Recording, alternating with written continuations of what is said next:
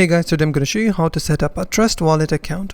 First of all you have to do is download the Trust Wallet app from Google Play Store or from your App Store on iPhone. Once the app is downloaded, all you have to do is click on Open, click on Get Started, and you're now into your Trust Wallet application. From here, you can do multiple stuff. You can add your existing wallets if you have any, or if you're new to Trust Wallet, you can create a new wallet. And from here, you will see two things: secret phrase and Swift. So I will select secret phrase. I will create a secret phrase for me, and there are two options: backup manually and backup to Google Drive. So you can choose either of the options. I will choose backup manually. From here, I have to check all the boxes and click on continue.